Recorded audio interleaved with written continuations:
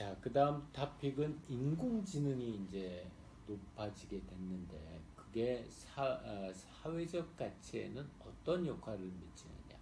이런 거는 인공지능의 학습, 그리고 데이터 수집 및 관리, 그 다음에 모델 관리, 이런 각각의 단계에서 볼 수가 있습니다.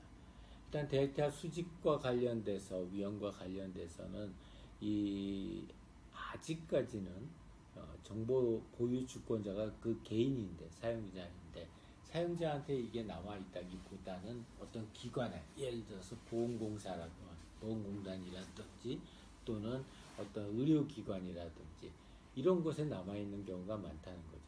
따라서 여전히 데이터의 주권은 개인보다는 기업에 나와져 있기 때문에 기업의 신중한 데이터 수집 과고, 그 다음에 명확한 고지가 필요할 거라는 거죠. 이런 것들이 HCI의 역할이라고 볼 수 있고요. 특히 이제 앞에서 얘기했던 책무성, 보안성과 관련해서는 이런 기업의 책무성에도 영향을 미칠 수 있다. 그래서 예를 들자면 저희의 그 마음 검진이라고 하는 서비스는 실제로 카메라를 갖다가 활용해서 우리 몸에 있는 생체 HRV 신호를 갖다가 잡아내죠. 근데 그게 잡아냈다고 해가지고 그걸 갖다가 사람 얼굴을 찍었지만 그 찍은 걸 녹화하거나 저장하지 않습니다. 왜냐하면 그건 너무나 많은 사람들의 데이터를 갖다 우리가 갖게 되는 것이고, 그건 상대적으로 다시 얘기하면은 위험에 노출될 확률이 되게 높다라는 겁니다. 그래서 이런 관련해가지고 유럽에서 최근에 이제 GDPR이라고 해서 General Data Protection Regulation 이라고 해서 이런 유럽 공동체 내부에서 어떤 물건이나 서비스를 갖다가 팔 때에는 이 개인 정보를 보호하는 게 상당히 중요하다라는 걸 갖다 이야기를 했고요. 이제 거기서 한 단계 더 나가서 HIPAA 컴플라이언스라고 하는 거는 이게 이제 헬스 인슈어런스 포터빌리티라고 and 어카운터빌리티라고 해서 특히 건강과 관련돼서 이런 데이터 수집의 가이드라인을 제시하고 있는 기관이 있습니다. 또한 이 인공지능 학습과 관련돼 가지고 저희가 곰곰이 생각해 보고 대책을 마련해야 하는 거는, 인공지능 모델이라는 건 결국 데이터를 가지고 학습을 시켜서 유사한 케이스가 나왔을 때 전문가 또는 해당 예를 들어서 의사 선생님의 의사결정을 갖다가 최대한 따라갈 수 있게 하는 거죠. 근데 이게 디지털레스 시스템을 갖다가 저희가 학습할 때 학습 데이터가 너무 작거나 한쪽으로 편향돼 버리면은 결국에 나오는 이야기들도 그렇게 한쪽에 포커스한 쪽으로밖에 나올 수가 없다. 그래서 이 실제로 평가 항목 중에는 저희가 QA라고 하는 Quality Assurance라고 하는 그런 책무가 있고, 그거는 이제 품질 보증 업무와 함께 인공지능이 너무 편향된 정보를 가지고 있지는 않는가 하는 걸 갖다가 조사할 수 있습니다.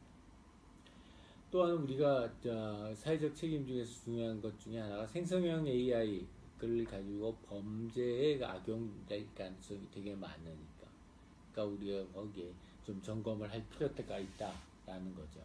그래서 특히 요새는 생성형 AI 같은 경우에는 사람이 보기에 그럴듯해 보이지만 실제로는 전혀 내용이 없는 할루시네이션 같은 것들이 많이 있기 때문에 이제 그런 것들을 갖다가 어떻게 하면 효과적으로 시스템이 막아줄 수 있느냐 하는 것도 중요한 이슈라고 생각을 합니다.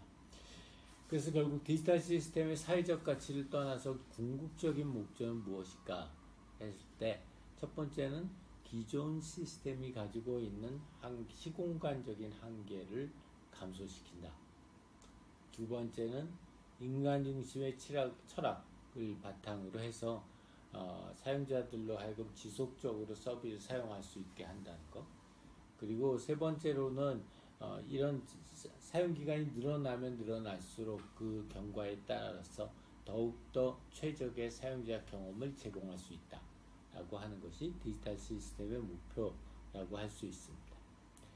자, 그래서 여기까지 저희가 간단하게 내용을 갖다 훑어봤는데요. 결국 정리를 하자면은 우리 기업의 사회적 가치처럼 하이와 같은 조그마한 가게들도 본인들이 절실히 추구해야 되는 사회적 가치가 있다.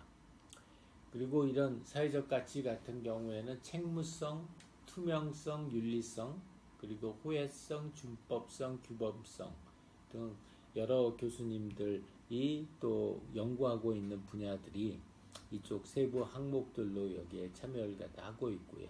그 안에 있는 참여도, 책무성, 투명성, 윤리성 같은 것들은 교재에서 자세히 설명을 하고 있습니다. 그래서 현재까지가 우리 16강에 대한 요약이고요. 이제부터 여러분들이 충분히 내용을 갖다가 소화를 해서 새로운 시각에서 문제를 바라볼 수 있기를 기원을 합니다. 수고 많이 하셨습니다.